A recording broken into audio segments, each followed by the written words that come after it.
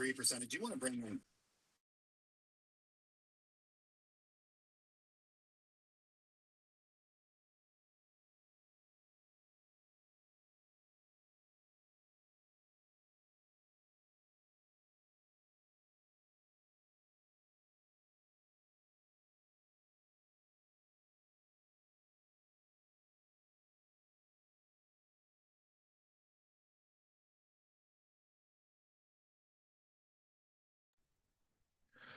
All right. Welcome back, everybody. So the trade played out. Safe to say the trade played out. Now, entry from this morning, I mean, technically it hit the entry zone, but I was only able to get in a slight scalp. We can see the before and after here on the left side of the screen. Waited for that entry at 16,726. Over here we have 16,726. That was the entry price.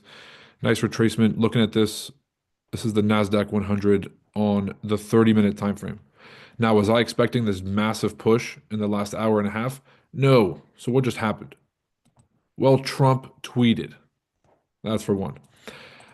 Tensions between the US and China have escalated, with the US levying 125% tariffs on China, and then also announcing a 90-day pause on all the other trading partners that have cooperated or that have lowered their tariffs to reciprocal terms. So let's hear Treasury Secretary Scott Bessent has gone out to the lawn of the White House. This is where they do kind of like impromptu press conferences. And let's see what they have to say in explaining their actions here. The U.S. announced a tariff wall last week. Many of those goods have already started flooding into Europe. So as you see it now, this trade war is China versus the rest of the world. Well, I'm not calling it a trade war, but I'm saying that China has escalated, and President Trump responded very courageously to that. And we are going to work on a solution with our trading partners. And if I could just, excuse me, Raquel, if I could just add to what the secretary said. Many of you in the media clearly missed the art of the deal. You clearly failed to see what President Trump is doing here. You tried to say that the rest of the world would be moved closer to China when in fact we've seen the opposite effect. The entire world is calling the United States of America, not China, because they need our markets, they need our consumers, and they need this president in the Oval Office to talk to them. And that's exactly why more than 75 countries have called, because the United States of America is the best place in the world to do business. And as the president has shown great courage, as the secretary has said, in choosing to retaliate against China even higher. Elena, go ahead. Hi, thank you, Treasury Secretary Bessent. Can you explain more of the decision making on feels like a reversal here? I mean, just these went into effect less than 15 hours ago, these tariffs. Why the pause now? What led to that? No, again, President Trump created maximum negotiating leverage for himself, and which tariffs went into effect 15 hours ago. The ones that we have lowered went into effect a week ago. They were announced a week ago, and we have just been overwhelmed by the response from mostly our allies who want to come and negotiate in good faith. So we are expecting them to come with their best deal. As I said a week ago today, don't retaliate, hold your ground, let's see what happens. And China, they kept escalating and escalating, and now they have 125% tariffs that will be effective immediately. Mr. Secretary, go ahead. Mr. Secretary, thanks so much for doing this. The 90-day pause on the tariffs, is that because of the whiplash that we've been seeing across the financial markets? How much was, what we saw in the stock market, part of this decision? No, it's because because of a large number of inbounds, we've had more than 75 countries contact us, and I imagine after today there will be more. So it is just a processing problem. Each one of these solutions is going to be bespoke. It is going to take some time, and President Trump wants to be personally involved. So that's why we're getting the 90-day pause. You and Secretary Buttigieg when the Oval Office with the president talking about this. Can you talk about what that conversation was like and like said one another that was that, look, it's all the president's decision. And the president had the, a level in mind to raise the China tariffs. And then he had the 3 month, essentially the 3 month pause in mind. And we were discussing the exact wording. Sorry? Of course. President's decision. always. President's decision. It was the president's decision to wait until today. And again, as I've said in the past, no one creates leverage for himself like President Trump. Mr. Secretary. Shelby, Shelby, go ahead. Secretary, what does the president want to see by this, I think it's July 9th deadline to keep things paused? Is it just trade barriers coming down or is it more than that? Well, these are trade negotiations, but if countries want to come and offer other things, I talked about yesterday that we are thinking about a big LNG project in Alaska that South Korea, Japan, Taiwan are interested in financing and taking a substantial portion of the offtake. But again, in essence, that is trade because it will decrease the trade deficit that we have with those countries. So everything's on the table. Raquel, go ahead. Justification of the 10 on the pause. What happened to those countries who just had 10% baseline tariffs, like Brazil and others? Are they still going to have this 9 days pause? Because we're saying that there will be a tariff of 10% for others. So what happened to those who just had a 10%? Yeah, that's going to remain. Mr. And Secretary. you call this an embargo to China? Pardon? You call this an embargo to China, a trade embargo? Well, I'm not sure what you mean by the word embargo. 125% tariffs, like those, and then it impose 84%. Isn't this an embargo? Well, it's not, look, it's China's decision that we have the deficit with them. They sell us almost 5 times what we sell them. So again, I think it's an own goal by China. Mr. Secretary. Secretary, with this signal that you're confident that you're going to be able to strike a satisfactory deal with all these 75 nations that have approached you? It signals that President Trump cares about trade and that we want to negotiate in good faith. And as I said, each one of these is going to be a separate bespoke negotiation. So we are confident that having seen the other side of where this could go, and it was like I said last week, the market didn't understand. Those were maximum levels. The countries can think about those levels as they come to us to bring down their tariffs, their non-tariff trade barriers. We're going to discuss currency manipulation, subsidy of labor, and industry. Secretary, as far as you, the pause also applied to the sectoral tariffs that the president has announced, pharma, lumber, anything else? No, it's on the So those reciprocal. will still be coming. Mr. Correct. Secretary, as far as the negotiations with the 75. Andrea, go ahead. So I want to ask you about the what you're doing here. So the market is reacting crazily, right? I haven't seen it. That this move is going to change or calm down the market reaction. What? What? The markets have tanked, right? They knew exactly what they were doing with this move. Scott Bessent is one of the absolute most brilliant and most skilled market, I want to say traders, but also market, like, I don't want to say market manipulation, but really I would just say having his finger on the pulse, knowing how things are going to move, knowing how markets are going to react, and knowing the biggest players in markets. And so there's just no way that they haven't seen the reaction here. I think this was pretty deliberate. You can kind of see the smile on his face too. But we'll go through a quick summary here in just a second as soon as they wrap up. But 125% tariffs effective immediately on China. So on all goods coming in from China. That's going to make things way more expensive. So I think we got to be ready for potentially higher prices if China doesn't budge. If China decides to play like tough on this and they want to keep these tariffs elevated, then we're going to start to see those rise in prices that we've been talking about. Trump pauses tariffs for 90 days on 75 trading partners who didn't retaliate immediately after the latest tariffs took effect. So this is kind of like rewarding good behavior and punishing bad behavior. So China wants to play tough. We're going to go double tough. We're going to go double down 125% tariffs. Now, because China did this, all the countries that didn't immediately retaliate, they got a pass. They got a 90-day pass to clean things up because we want to be nice to our allies. So this is just absolute. They have this thing planned out to the T. I think that they have every scenario of this planned out because we know which cards we hold. You don't need to do this like war simulations where you have 1,000 different simulations. We know which cards we hold.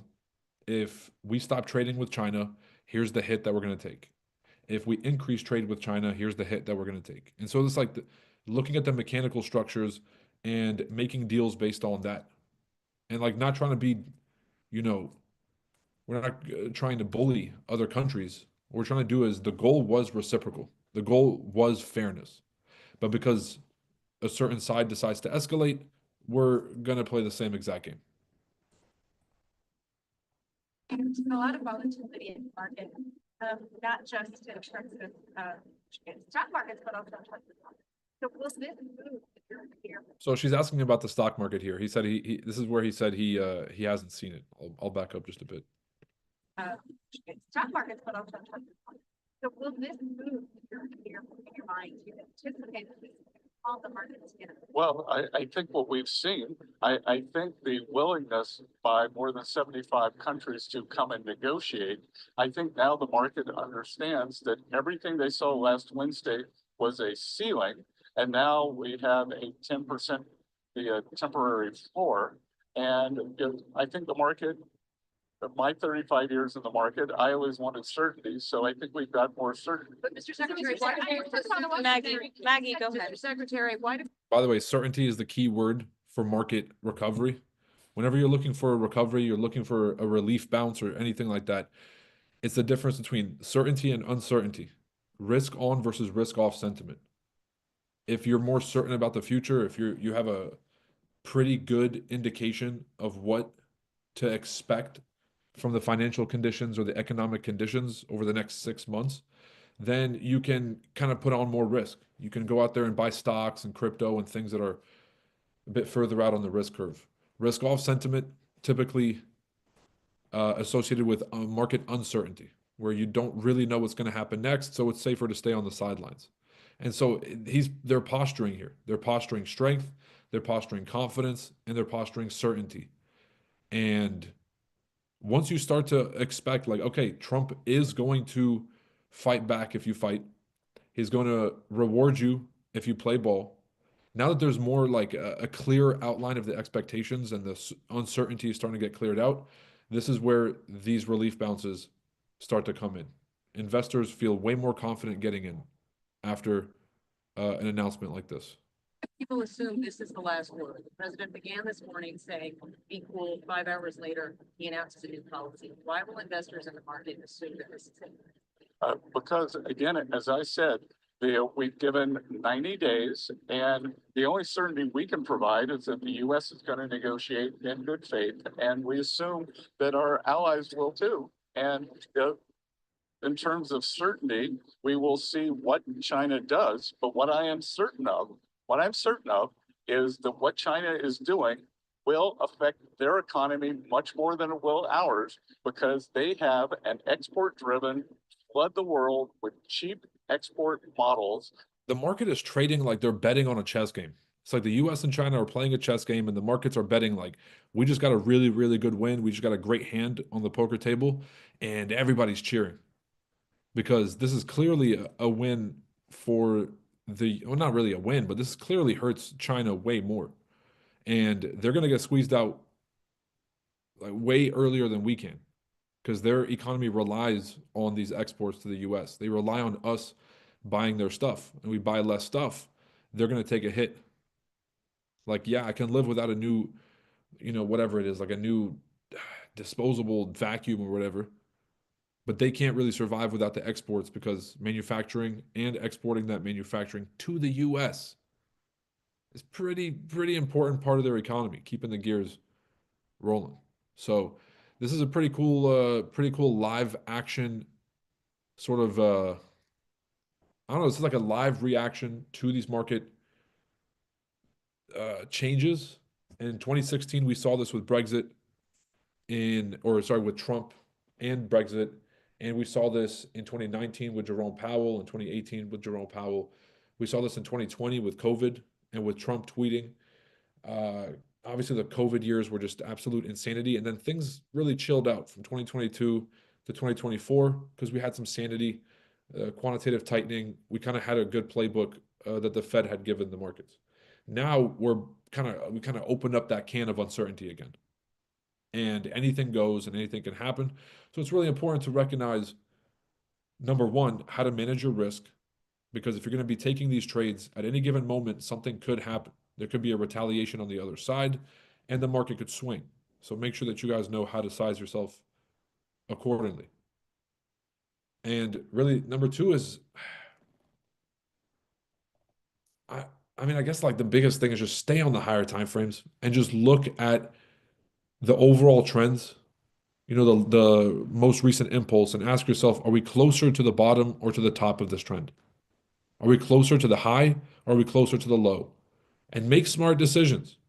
I see a lot of people getting excited and shorting into an already bearish trend like they were today.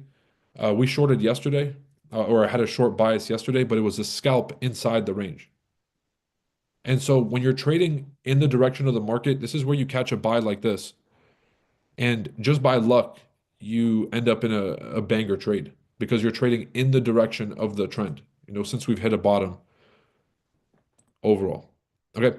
Any questions so far? Scott Bessent breaking it down.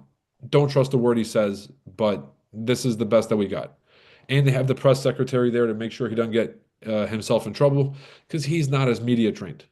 And so she's kind of there as like the babysitter. And this is fucking hilarious to watch.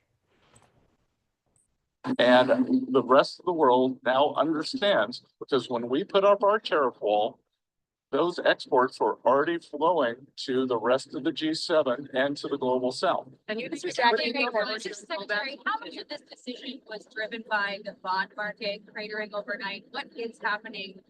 China selling their bonds?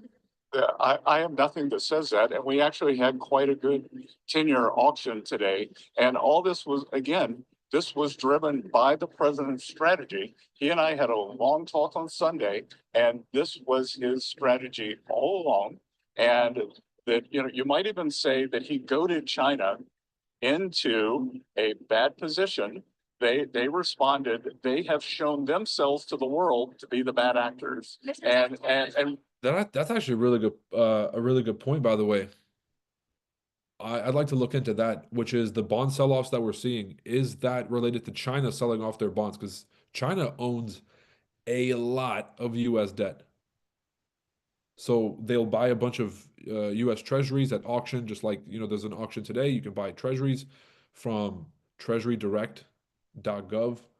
And China owns a considerable amount of US bonds. And so selling those off could be kind of a strategic move that they're making, and it could be leading to the sell-offs. Now, on the other hand, you also see stocks pumping up, and you also see a bunch of other risk assets pumping up.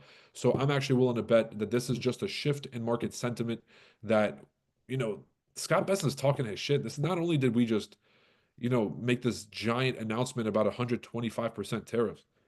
Scott Bessent just said that Trump may or may not have goaded them into making this decision. Like, not only are we responding because we're tough, we basically made them do this. We basically fainted them into making this mistake, and now we're making them pay for this mistake. This is a page out of their playbook. This is Sun Tzu. This is the art of war. This is not even the art of the deal. This is the art of war. This is a master class. Now, I really hope this shit is true, and they're not, just playing, because even if they're playing along and they're just like posturing that this was their intention all along, it's like hitting an accidental fucking hole in one or like a game winner at the buzzer beater, and then you just play it off perfectly and you pretend like you did it on purpose. Your fucking stock just went up regardless. If you play it off well, nobody will ever know that shit was an accident. Unless you're like, oh, that shit was an accident. No. You sit there and you do what these guys are doing. You posture up and you say, we planned this the whole time. Not only did we plan this, we basically baited him into doing this. This is exactly where we want him. Probably not true. 125% tariffs on Chinese imports is what we wanted. No fucking stretch of the imagination. But do we have the upper hand? Yes. And that's why Scott Bessent is smiling like fucking like a private school kid going on a field trip. We are willing to cooperate with our allies and with our trading partners who did not retaliate. It wasn't a hard message. Don't retaliate, things will turn out well. What's your message to me? But why does he look like the ventriloquist and the doll at the same time? Secretary, Some people Mr. say that Secretary, the countries were getting These called back. negotiations with these 75 countries, how long will that take? Will it be a matter of weeks? Will it be a matter of months? Do you expect financial markets to be stable during that time period? Well, we've started with a 90-day pause, and we will see if more countries turn up, but what will happen. But we have a meeting with Vietnam today, and we have one of the largest trade deficits with them. So I'm hoping it will move in a good direction. I was at the Japanese ambassador's house last night for the Cherry Blossom Festival, which is quite festive. And he and I had a good chat. They are going to send a deal team up. First off, I feel like y'all didn't laugh hard enough at the ventriloquist and the doll joke. That was fucking hilarious. That was on the spot. All right. Now, second off, let me see what questions we got here. We're officially back in risk on. Bobby, you don't really know. When there's a trade war, it's back and forth. So it's like you're watching a tennis match and somebody just had a great, a great serve or a great hand and they just won a point. That is the fight is not over. So at any given moment, this shit could turn around. It's yeah, but this is Super Bowl at the half. All right. And the score is not tied. Like we're up 2 touchdowns, but they can come back. Anything can happen. So it's not done till it's done. And so that's why I'm saying risk management is the #1 priority because the market risk right now is way higher. The volatility risk is way higher. And this is where, a lot of accounts get lost if you just go too crazy with the risk. You don't need that much. You don't need large position size when you see market activity like this. All right. Isn't the 11th China's tariff day? Not anymore, but they're effective immediately. I think we're done playing games. The gloves are off. But I think I just don't want to see this escalate to something like Taiwan, where like if China's getting beat so bad, they're like, all right, we're gonna take Taiwan, do something about it. And now we have to choose between like, getting into a war in the South China Sea and potentially escalating to World War III, or backing down and actually giving China a couple points. Like that, this is gonna be if they get backed into a corner bad enough. There's no reason why they can't do that.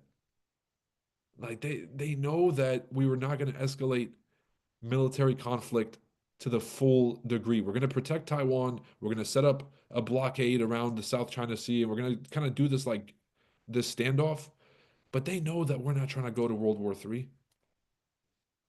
Like, can you guys see that as a possibility, or is that just like that's like sore loser? That's like Russia using nukes if they got backed into it. You know what I'm saying? Like, bro, just take the L. You don't have to crash out like this. But by the looks of it and by the advantage that the US has right now, it kind of seems like that might be China's only choice at some point if they really just get told what to do by the US, if they really get kind of put into position and the whole world watches. Because China's supposed to be the rebellion against the US, the kind of leading the BRICS alliance. They're really, are folks going to go with China or are folks going to side with the US? Kind of seems to be this bifurcation here. Their total GDP is going to surpass the US by 2030. They're they're a very big adversary. Now, the whole world is watching you get humiliated because we're just saying like, hey, you're going to pay this. And they're like, no, we're going to charge you this.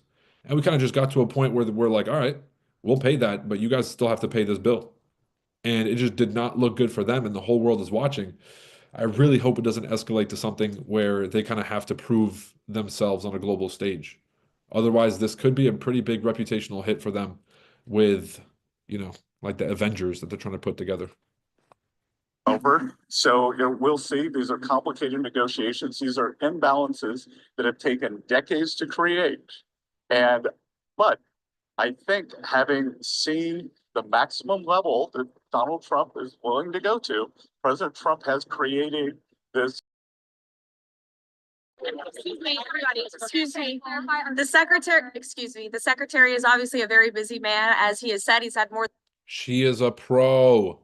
than 75 countries that the trade team has to respond to. I just like to end with this. For decades, Republicans and Democrats have said that these unfair trade practices are ripping off the American people, are ripping off our country, but nobody has ever done anything to address it. We finally have a president here at the White House who is playing the long game, who is doing what is right for the American worker and our industries here at home. And he has put together a fantastic team in Secretary Bessent, Secretary Lustnick, the entire trade team who will be focusing on negotiating these good deals to put the American workers first. And we're But how many times has she rehearsed that?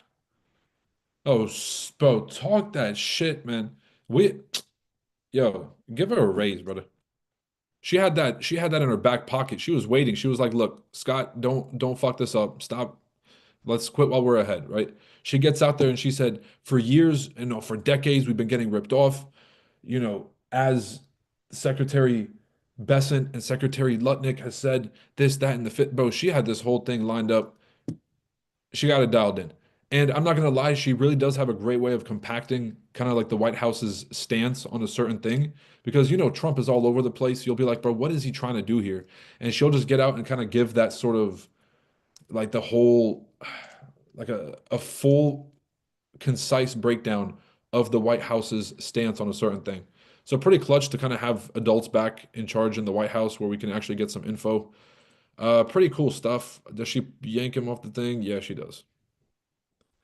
There was something here, like I'm trying to hold on. Japan, Taiwan, yeah, a big LNG project. As I've said, Okay, we gotta rewind right here. And then let's see if we can get some live coverage of Trump and his tweets. But as you guys can see, the stock market is absolutely booming. This is the trade that we were looking at earlier this week on the live stream. And we were looking at additional buys this morning, right down here at the lows for a retest. This thing absolutely shot off. If you guys are interested in learning the strategy, click the link in the description. Let's see what Scott Bessent said about those specific 75 countries that had the 90-day pause.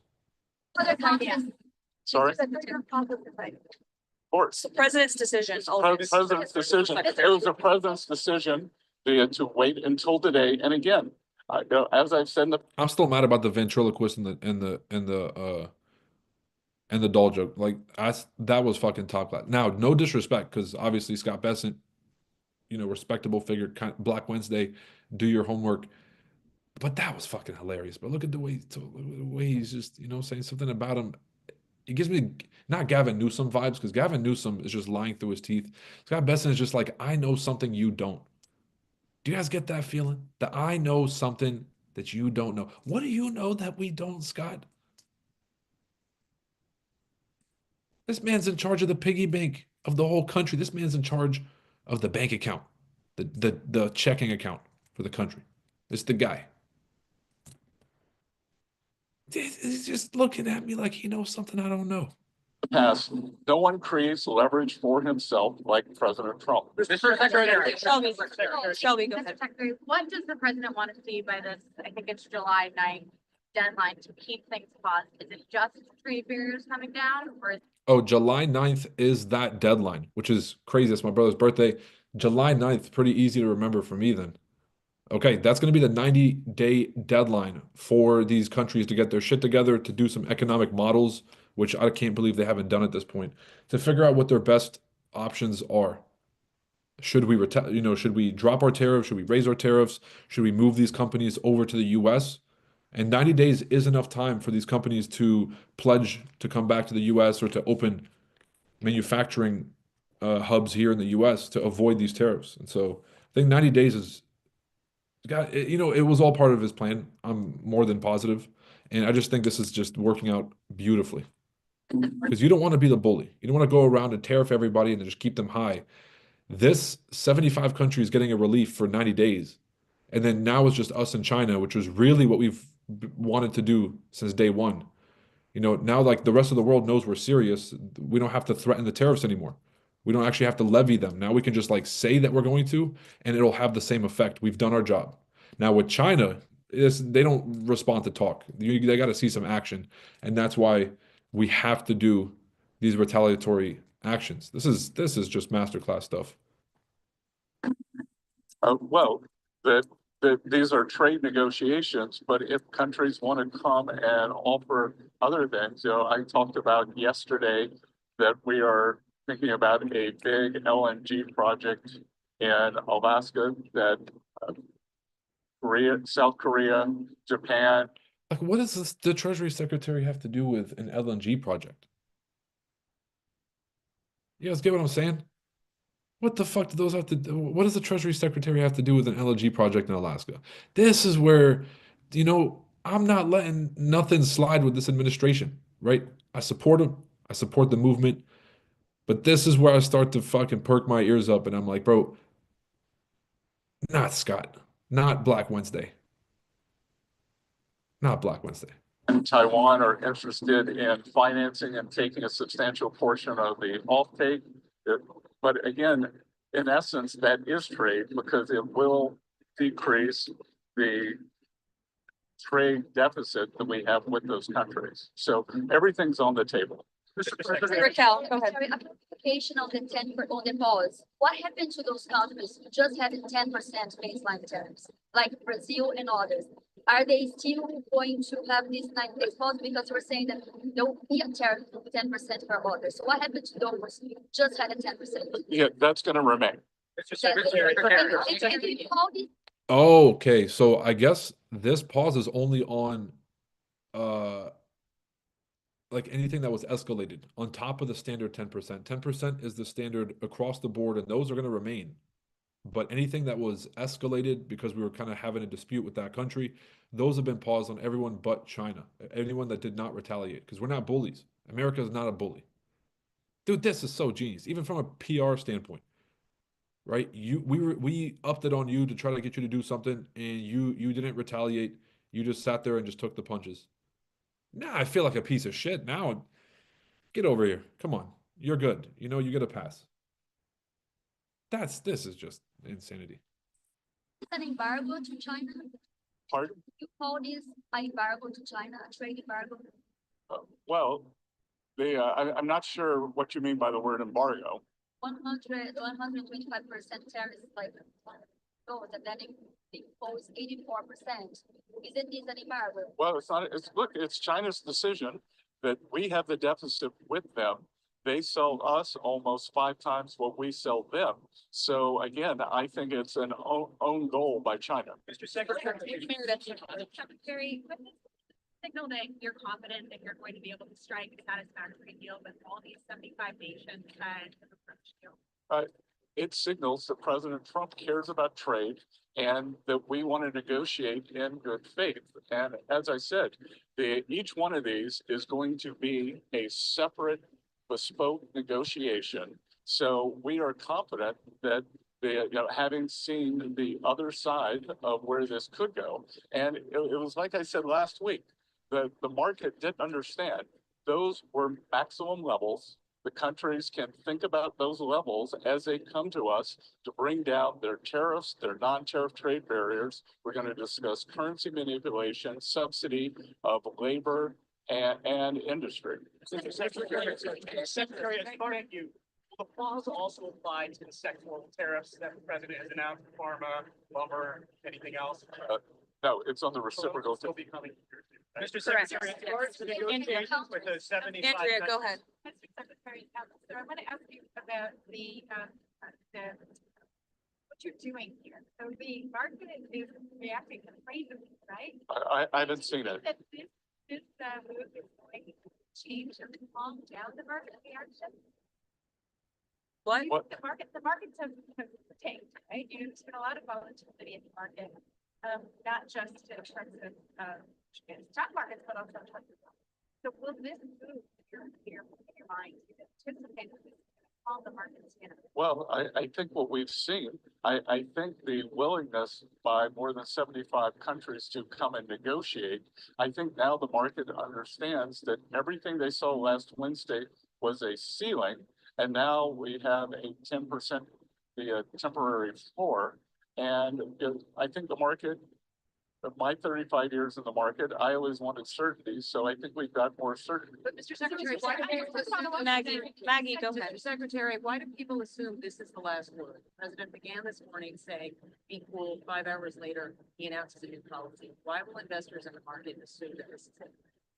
Because again, as I said, we've given 90 days, and the only certainty we can provide is that the US is going to negotiate in good faith, and we assume that our allies will too. And in terms of certainty, we will see what China does. But what I'm certain of is that what China is doing will affect their economy much more than it will ours, because they have an export-driven, flood the world with cheap export models, and the rest of the world now understands, because when we put up our tariff wall, those exports are already flowing to the rest of the G7 and to the global South. And you think Mr. Jackie, Secretary, you know, Mr. Secretary, how much of this decision was driven by the bond market cratering overnight? What is happening with bonds? Is China selling their bond?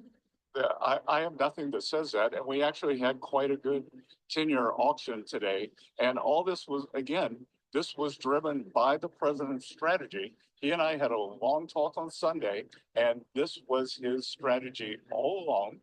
And that, you might even say that he goaded China into a bad position.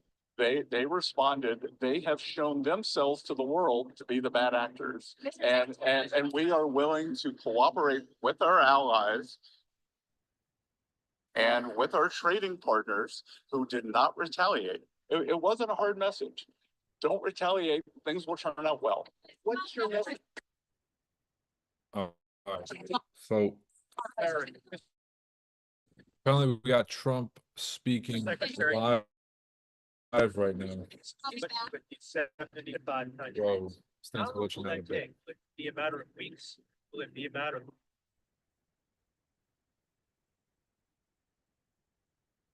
Oh, sorry about that, everybody. Let's see if we can get this thing from glitching.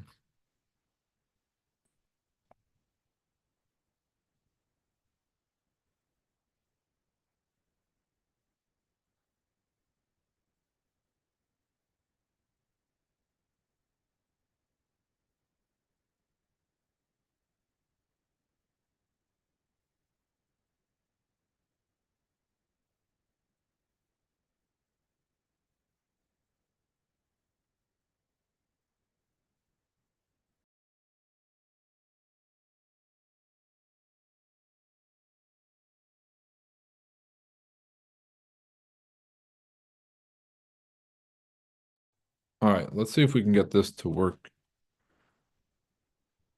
It's fucking CNBC.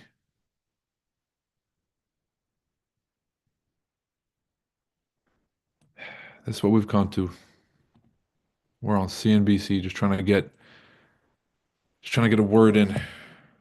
Trying to see what Trump is saying. Trying to get a couple words in from Howard Lutnick. Now they got me on CNBC. Can you guys believe it? Let's see if they got this on YouTube.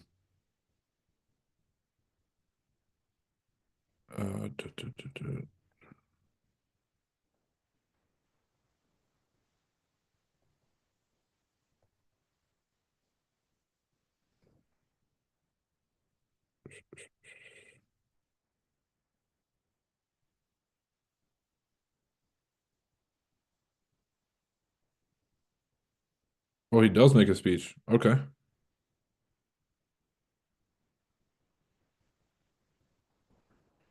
All right, we got Scott Bessent. I'm just trying to find this on my phone real quick so I can send it over.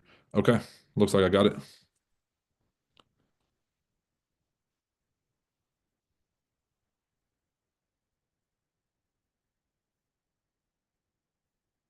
Okay, that's tough. What is happening here? I got a bunch of Secret Service. Got some fucking henchmen over here. Look at this. I got some fucking henchmen. I'm sorry, we can't use that word anymore. We say lackeys. We say lackeys now.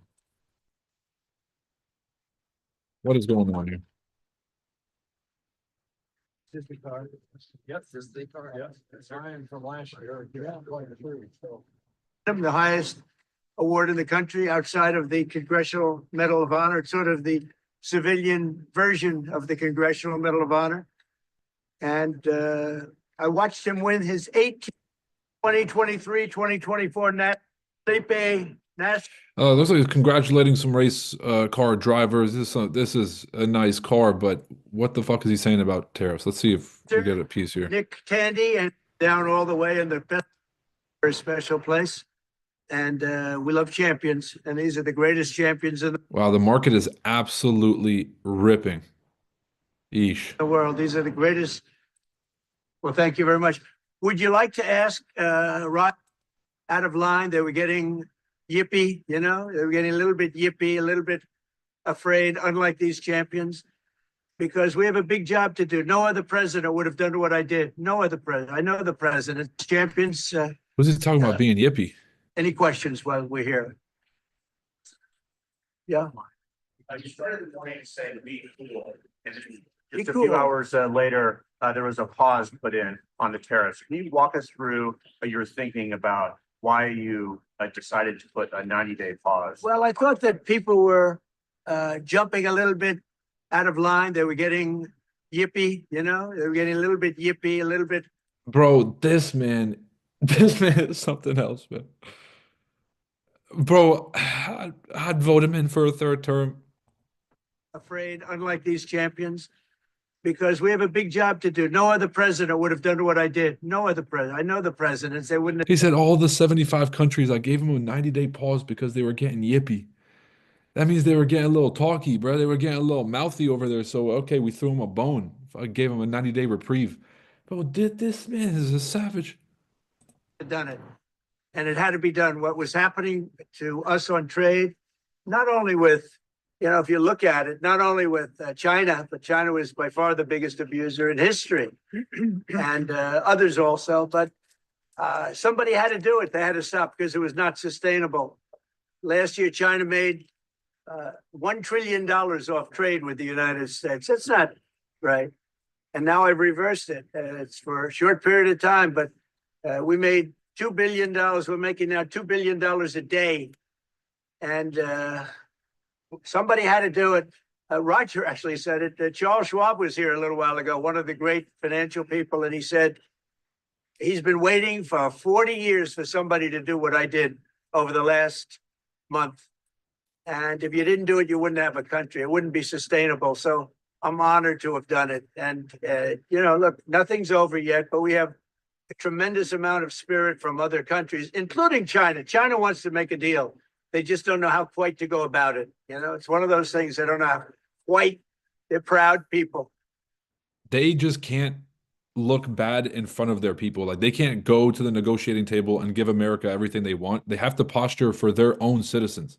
So their own citizens can respect that government. And so I actually believe Trump when he says that China is ready to make a deal, but they just don't know how to go about it. It's not that they don't know how to go about what they want out of the negotiations. It's they know what they're willing, like which concessions they're willing to make, but how are they going to justify that to their citizens, and how are they going to still keep some dignity in this exchange?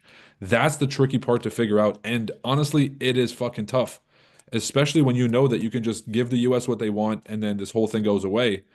But then you look like, you know, you look like a bitch to your people. And so then you have to posture up and kind of create a fuss, which is what Justin Trudeau tried to do in Canada. And then we were just like, bro, shut up. And then like 2 weeks later, they're holding elections and they're gonna kick Trudeau out. You gotta actually have firepower if you're gonna play negotiation games like this, and China does. That's what makes this so dangerous, but also what makes this so, you know, I mean, as a market nerd, you know, this is about the most interesting thing that's gonna happen. I was gonna say all year, but it's a long fucking year. We still got time. All right, let's see the rest of Trump's remarks and see if there's any hints here. And President Xi's a proud man. I know him very well. And They don't know quite how to go about it, but they'll figure it out. They're in the process of figuring it out, but they want to make a deal. And we have many other countries, as you know, many more than 75. And they all want to come, and they want to come here, or they'll go to Commerce, or they'll go to Treasury. We have our great senators here and congressmen. They'll call John, they'll do somebody, they'll go through somebody, but they're all calling, how do we do this? They all want to make a deal. Somebody had to do what we did, and I did a 90-day pause for the people that didn't retaliate, because I told them, if you retaliate, we're going to double it.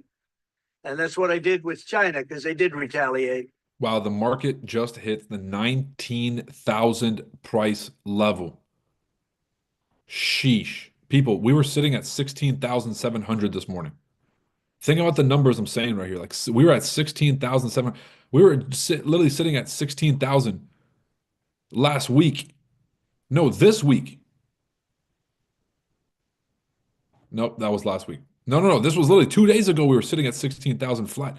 This is people from 16,000 to 19, 3,000 points in 2 days. This is the Trump effect. This is what we talked about at the beginning of this year.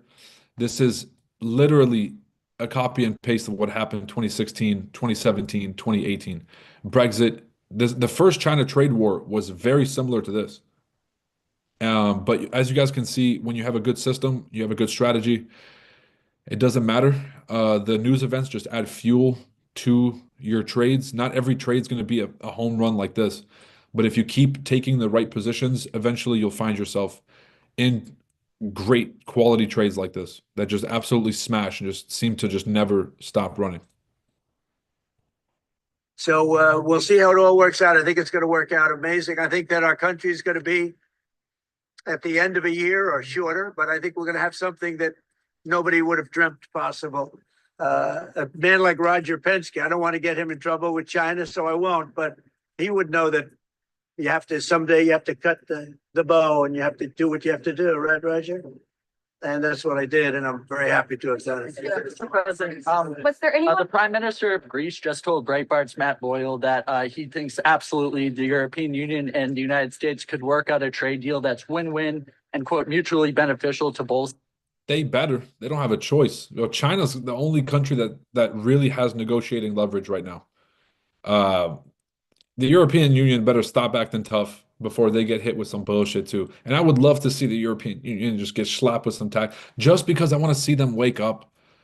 Just like kind of what happened in Canada. They're like, bro, did America just say they could buy us and that we should just join America?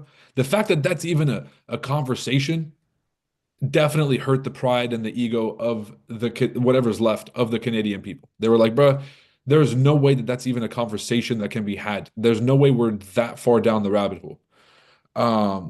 So they got woken up. I would love to see Europe go through the same thing, just so they can sit there and be like, well, we got to spend more on our own militaries and we have to start onshoring our own manufacturing, and be like, yes, you do. And you should stop relying on Russia for energy. Right? So hopefully Europe does try to act a little tough, and we can set them straight, because the whole beef with China is potential escalation to World War III. Europe, no. Besides, what do you think about the Prime Minister's comments, and do you think a deal could be struck with the European Union? First of all, I know him. He's a good man, and I appreciate his comments. Yeah, a deal can be made with every one of them. A deal's going to be made with China. A deal's going to be made with every one of them. And there'll be fair deals. I just want fair. They will be fair deals for everybody. But they weren't fair to the United States. They were sucking us dry, and you can't do that. Pause. You know, we have $36 trillion of debt for a reason. We don't have it there for fun. They have it for a reason. And people took advantage of our country, and they ripped us off for decades. I've been thinking about this for decades. If you ever saw me on television, I was young like these guys. And those are good old days, I'll tell you, Roger. But I was like these guys, young, and I was talking about it. Nothing changed, and nothing was done about it. Then I did it. In my first term, I did it, and did it well. We took in hundreds of billions of dollars from China and others, and I started the process. But then we had to fix up from the COVID mess caused by China. Which is crazy. Hold on. Chat. Yo, chat. Yo, chat. I'm okay. Hear me out. No. I'm not, and I'm not insinuating anything. I'm gonna insinuate something, but I'm shooting from the hip completely. I'm putting my tinfoil hat on. Listen, we're going at China back 2018, 2019. Jerome Powell's trying to raise interest rates because we have an inflation crisis that's happening. And we are going at China heavy, making hundreds of billions of dollars off these tariffs. This 30-year scheme of China just ripping us off because we felt bad they're a developing nation, trying to get them out of poverty, and it worked, right? And then there's a virus that gets released from China that ruins the economy. Oh, people, I'm not insinuating anything. YouTube, I took the vax. I took all the boosters. Hunter Biden's the best. Listen, I could be crazy. I don't know. All right, we'll let that one slide for now. I'm trying to make that one work. It's kind of like when Rumsfeld got out, said we can't account for $2 trillion of Pentagon money, and then the accounting department of the Pentagon got hit by the plane the day after. I don't listen, people. I'm just thinking out loud. What do I? I need sleep, probably. Right? Let's see what Trump's got to say. We had Did China release to try to get off the taxes, the tariffs? to fix up It's just YouTube. Hillary Clinton's the best. from that, 100%. and we did a good job of doing it. And I voted for Fauci. when we handed back the reins after a rigged election, and when we handed back the reins, the stock market was higher than it was before COVID coming in. So, we did a great job, but we didn't have time to do the big thing, which we're doing now. And it's, it's like a patient is sick. You have to do surgery. Patient is very, very sick. And Joe Biden handed us over a country that was in very serious trouble, economically and in every other way. They let China run away with things. They let other countries run away with things. And maybe worst of all, in a certain way, is what they did at the border. We had people pouring into our country by the millions. Many of them were murderers and drug lords and thieves and people from prisons from all over the world. And there were people from mental institutions, insane asylums. They were taking their mentally insane and they were dumping them into our country. And I'll tell you, Tom Homan and Kristi Noem are doing a fantastic job in removing them. And now the courts, the Supreme Court just gave us numerous good rulings where we have to be able to get them out. You had other judges trying to take over the system. And think of it, they take over. They want these people coming back. Tren de Aragua from Venezuela, the Venezuela jails that cut off the fingers of a man in Colorado. They cut off his fingers because he called the police looking for help. They said, "Did you call the police?" He said, "Yes, I did." "Put your hand down," and they cut off the fingers. This is what they want to bring these people back now. And I want to thank the president of El Salvador for the job he's done, because that's the way it has to be done. It's too bad. Yeah, please. Chuck Schumer and Nancy Pelosi, they've been talking about tariffs for decades. How come when these Democrat elites want tariffs, everything's hunky-dory, but when President Trump wants tariffs, all hell breaks loose? Do you see this double standard? I love this guy, whoever the hell that is. By the way, good. it's maddening to me that the media and politicians haven't figured Trump out at this point. Flattery is the easiest way to just get, bro, just gas him up. It's not rocket surgery. These guys figured it out. And I appreciate that question. No, Chuck Schumer, Nancy Pelosi, everybody knew you had to do it, but they never had the guts to do it. It does take guts. It even takes guts for our country to go through it. That's why I say be cool. They were saying about, see, just be cool. It's going to work out. It's going to work out. And it's working out. I can tell you, working out maybe faster than I thought. But I said, it's going to take a little conditioning. It's a transition to, it's really, But this is exactly what my personal trainer said to me last week. Hold on. work out, and it's working out. I can tell you, working out maybe faster than I thought. That yeah, bro. He just high intensity training. Hold But on. I said This is word for word what my trainer said. Maybe he copied the speech. it's going to take a little conditioning. It's a transition to. Bro, it's like a mirror image. It's really, I think it's a transition to greatness. It's going to be greatness. Our country is going to be, there'll be nothing like it. Dude, this is literally how I got sold on the workout plan. He says it's greatness. It's going to take a little conditioning, but he said it's going to be greatness. You know, never seen anything like it. I said, shit, where do I sign $5,000 for the workout plan? Yeah, sign me up. And people investing in our country, they're going to do better than they've ever done before. We have more car manufacturers, Roger, coming into our country now. Speaking of cars, we've never seen anything like it. And they're coming in because of the election, but they're coming in because of the tariffs. By the way, I'm going to translate some Trump speak for you guys. When he said we've never seen anything like it, the word that he's trying to say is unprecedented. Because we never seen anything like it kind of sounds like he's hyperbolizing. They'll be like, oh, here's Trump, like kind of hyping it up. When something is unprecedented, you can actually measure that. And almost everything he says, like, there's never been anything like it. We've never seen anything like it. He's talking about something that's unprecedented, maybe an unprecedented number of attendees at a rally. He'll be like, they've never seen rallies like this. They've never seen anything like this. They've never seen anything like it. What he means is like the attendance size is unprecedented, which is true. This is a quantifiable thing that, it's a quantifiable metric that you can measure and be able to prove or disprove. I just wanted to give you guys some Trump speak here because we got to give the man his dues while he's still around. You know what I'm saying? Like, we're watching history in the making. These plans and these strategies that are being implemented now might be uncomfortable in the short term. They might be unpopular in the short term. In the long term, they're going to set the foundations for us still having a country in 10, 15, 20 years. And we're going to look back at this era and be like, shit, like it's Washington, Lincoln, fucking, Kennedy and Trump. We're going to be looking at the list like that in terms of consequential presidents. And maybe not Kennedy. You could add whoever you want there. If you're a Reagan fan, you throw him in there. If you're a Nixon, if you're a Roosevelt fan, you throw him in there. But Trump is definitely on that Washington Lincoln list. They don't want to pay 25 or 50 or whatever it may be. They don't want to pay that. They can't pay that. We had 3 cancellations in Mexico, building a plant. They're all coming into the United States. Canada, they're coming in. From China, they're coming in from everywhere. And that's just cars. We have chip makers come. We're the biggest chip maker in the world from Taiwan, coming in, spending $3 billion to build plants, and mostly a big plant. This is a hell of.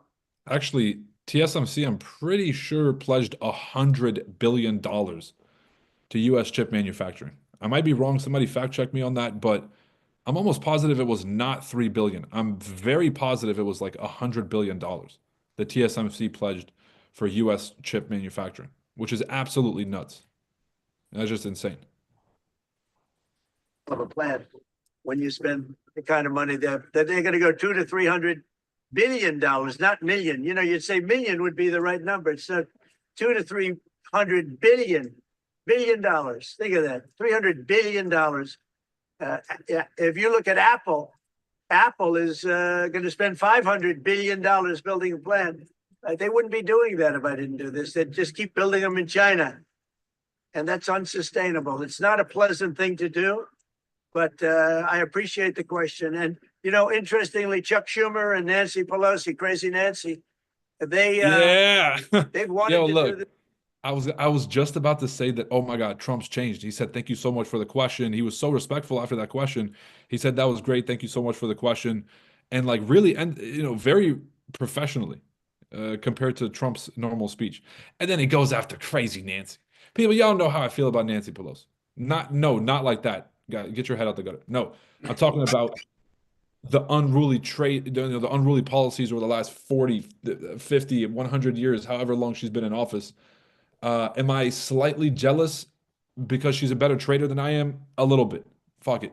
But I'm still going to enjoy this. Trump, do your thing. Crazy years, but they never had a president that. No, we got to doing that if I didn't do this. They'd just keep building them in China.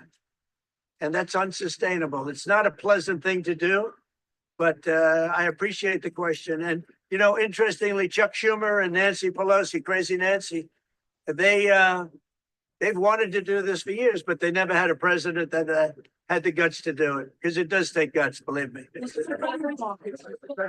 Bond markets that persuaded you to Look at the stock market.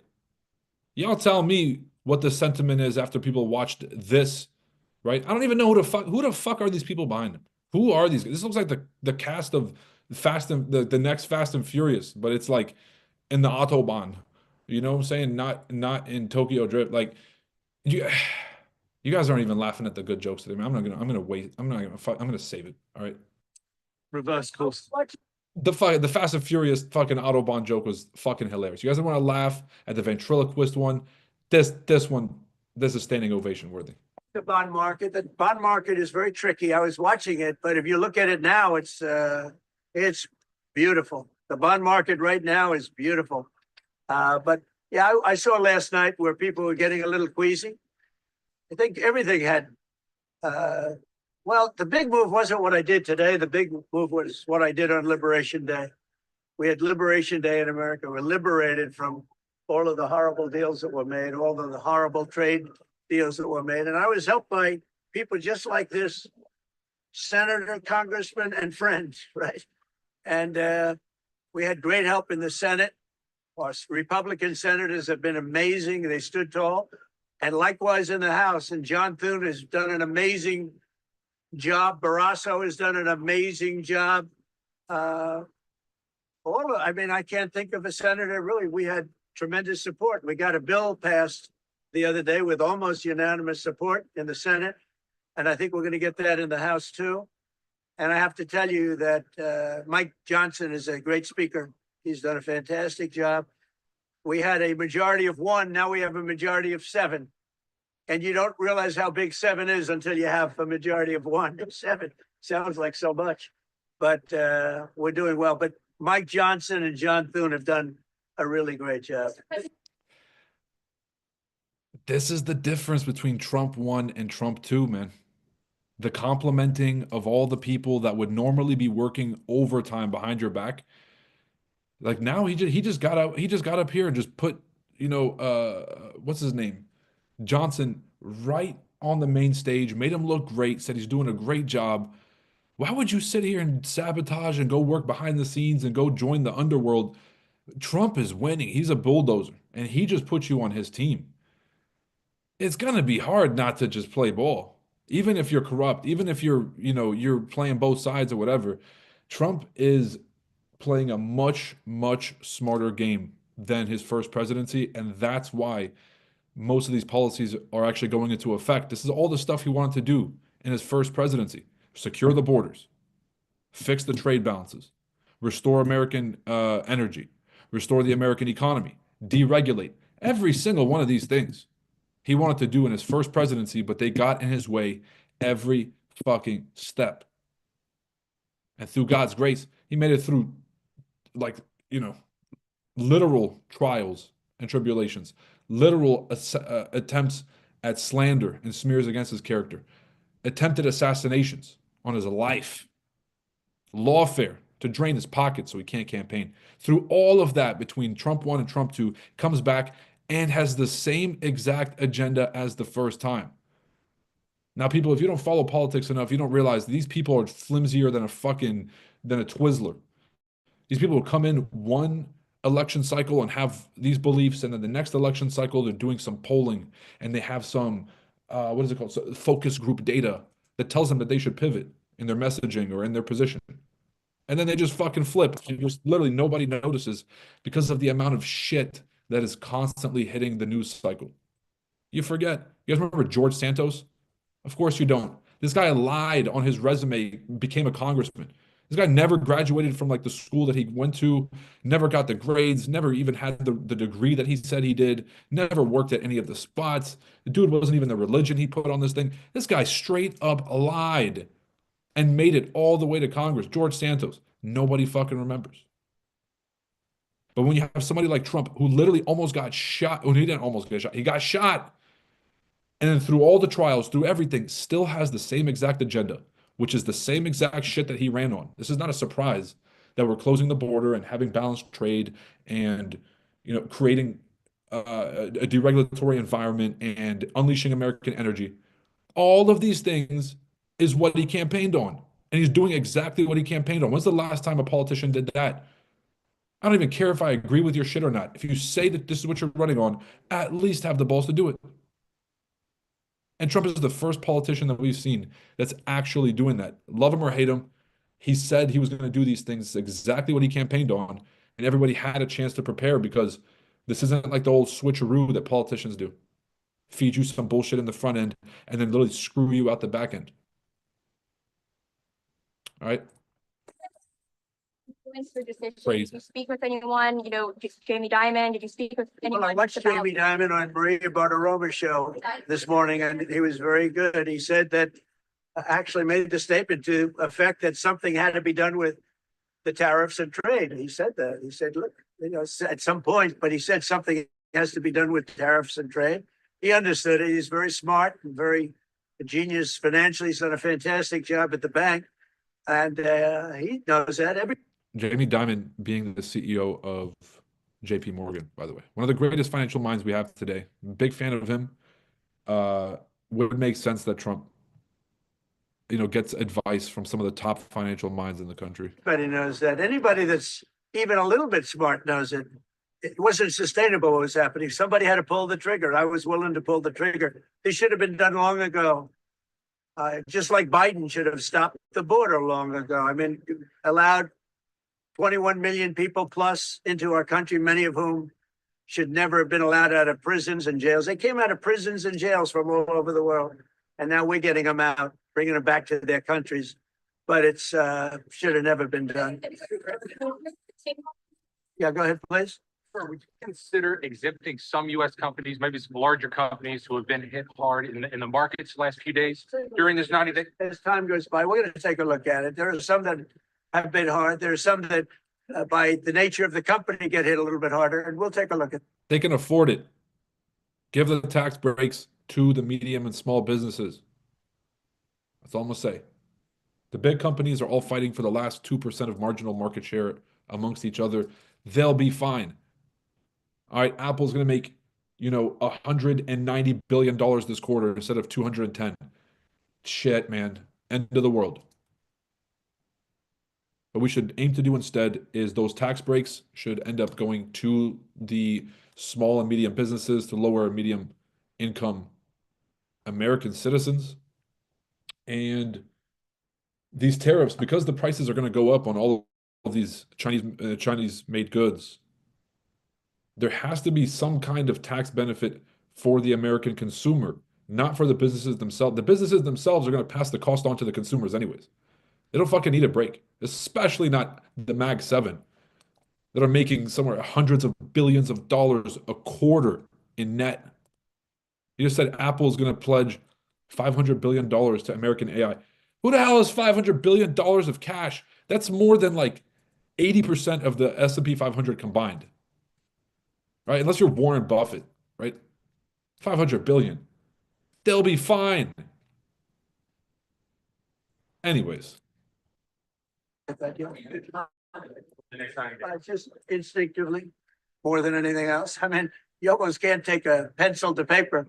It's really Does my strategy work on US 30 and gold? It works on everything, brother. S&P 500, US 30, gold, USD, JPY, Euro USD, anything. If it's got a pulse and it's a tradable market and it follows either human psychology or some kind of synthetic algorithm version of the human psychology cycle, if it's based on any of that, if it's based on real life, if it's based on, even if it's manipulated, even if there's an algo running it, if it's based on the human nature cycle, yes, the strategy works and it's killer. more of an instinct, I think, than anything else. Credibility in life. Because you said that these tariffs would go in effect on Monday. You said no pause, but today there is a pause. So how I can think you people have to believe have, the word today? it's not a question of that. You have to have flexibility. I could say, here's a wall and I'm going to go through that wall. I'm going to go through it no matter what. Keep going and you can't go through the wall. Sometimes you have to be able to go under the wall, around the wall, or over the wall. These guys know that better than anybody, right? You got to go So I consider, I think in financial markets, because they change. Look how much it changed today. This guy looks like an Apollo Creed body double, man. These guys look like the A team, but like the Where's Waldo version, bro. Who are these people? If this is the new Secret Service they hired after that whole incident, brother, I don't know if we're going the right direction, man. This looks like the Swedish Beatles, man. This looks like the. I'm not even trying to go at them, bro. I'm just trying to figure out why these are the four, man. Let's get some. Who would have, Charles bro? Schwab is not there anymore. I think he left. Bro, you talking about Charles Schwab? Oh, the other one. Yeah, Charles Schwab was just there at in the Oval Office today. I mean, dude, I would hope so. Jamie Dimon, let's get Ray Dalio, let's get all the big banks, let's get everybody out. Let's get Larry Fink, man, BlackRock. Who's got all the money? Oh, That's BlackRock. crazy. The tweet he probably tweeted it when they were in the office too. Bro, Scott Bessent got the balls to walk out and they'd be like, oh, have you seen the market reaction? Is this a market? He's like, oh, I haven't even checked the market. You haven't checked it. Y'all were all sitting in that room. Said, all right. You were all sitting there. I'm about to press send. I'm about to press send. Yo, make sure all your buys are in.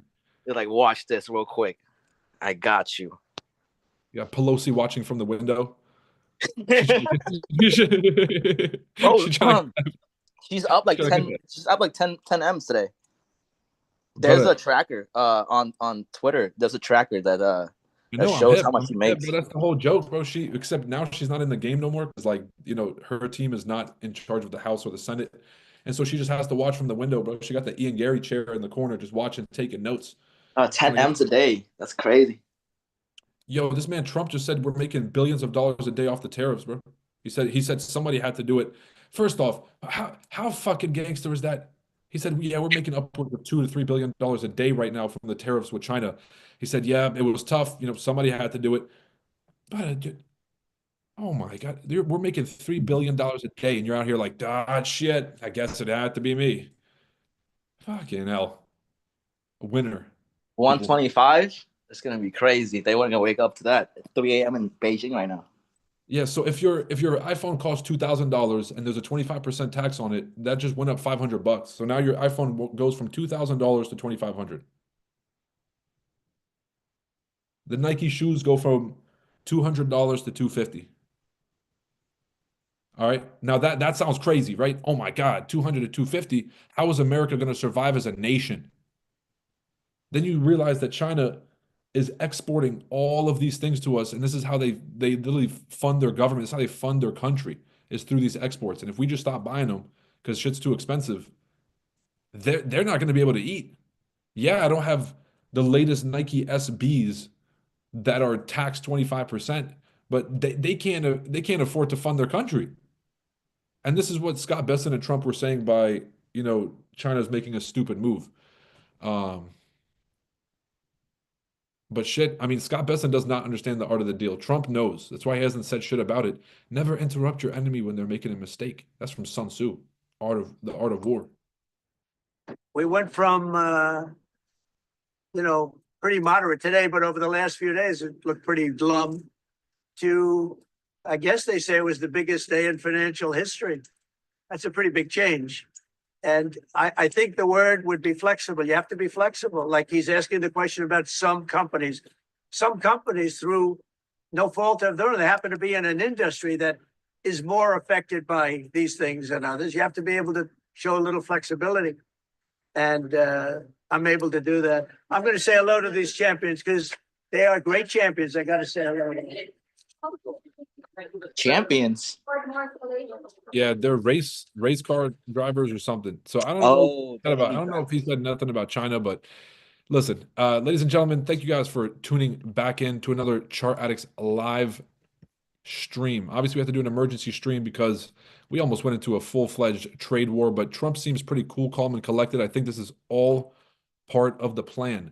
You guys know what else is part of the plan? This trade that played out, that we called on these live streams. So I appreciate you guys tuning in. If you guys saw this trade getting called live, make sure to hit like and subscribe on the channel. And of course, hit the link that's at the top of the description. Do it. I know everybody always says that, yo, hit the link in the description. This time, this one might actually help you out. If you guys are trying to win in trading, you haven't reached trading success yet, or maybe you have, but you're just looking for a strategy that's easy to copy, paste, and clear, and can work in different market conditions like high impact news days. And, you know, today's about as crazy as it's going to get on weeks like this. If you guys want a strategy that works for you, master NASDAQ, just 4 days, live masterclass. Click the link in the description. We'll see you guys there. All right. Happy and safe trading, everybody. Take it easy. Peace. Oh, now it's peace. All right, members. Good to see you guys on here. Christine, two-step. I got some emails coming in.